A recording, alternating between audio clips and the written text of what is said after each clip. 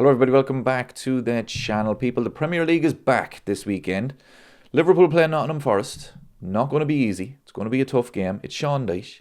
We all know what he's going to do. He's going to park the bus, long balls, long throws, set pieces, counter-attacks, everything that Liverpool have struggled with this season. That's exactly what Sean Dyche is going to do on Saturday.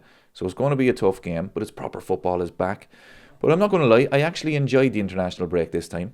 I mean, it was pure drama. You know, some great games. Ireland with 2 wins. We beat Portugal. Ronaldo was sent off. That's always a good thing. Last minute winner against Hungary. And Scotland with a last minute winner to get to the World Cup. That was a great game. You know, pure drama. That's what you want with football. But yeah, I really enjoyed it. But as I say, glad the Premier League is back at the weekend. But before we talk about Liverpool, I just want to speak about Andy Robertson. So he gave an interview after the Scotland game. It was really emotional. It was heartbreaking, to be honest. He was talking about Diogo Jota. And, you know, he was saying he was thinking about him all that day. Really struggling before the match. It was really emotional interview. And I tell you, I'm glad he did it because it was just a reminder of how much these players are struggling. You know, he wasn't asked about him, but he decided to talk about him. And I say fair play to him because, as I say, it was just a reminder that these players are really struggling. You know, and at the start of the season, as fans, it's very easy for us to say, right, we're all going to come together and, you know, we're going to win the league for Diogo and his memory and it's going to be a great season dedicated to him. And it's easier said than done because these players are really struggling. And that interview just reminded everybody. And it put things in perspective because I've been very critical of the team this season, especially against Crystal Palace and Manchester United. But like I say, just put it in perspective. They're really struggling. What was it Jurgen Klopp said? Football is the most important of the least important things. So, but what I will say is fair play to Andy Robertson because, you know, in the summer when we signed Carragher, everybody's saying, right, Andy Robertson's now going to be the backup left back. But he's earned his place, you know, back in the starting 11. Carragher is not playing well, but that's not the only reason Andy Robertson is playing.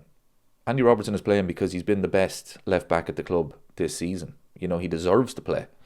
So, and fair play to him, you know, he's going to play in a World Cup, captain his country to their first World Cup since '98.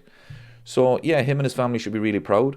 And fair play to him, you know, but I'm just hoping that as the season goes on, it gets easier for them all. And, you know, we start to see the best of them because we all know how great players they are. The talent that is in that squad. So, but yeah, it's tough on them all. It really is. So, but yeah, I just wanted to say that. But I want to get your opinion on a few things. So, where is it? Right. Sky Sports said this.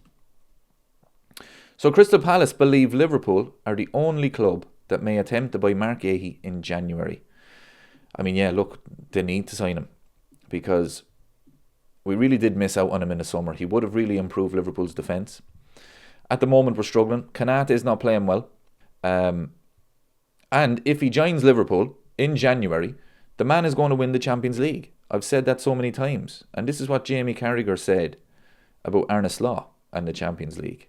I think Slot has a little obsession with the Champions League. He speaks about Paris Saint-Germain a lot last season on the back of losing them.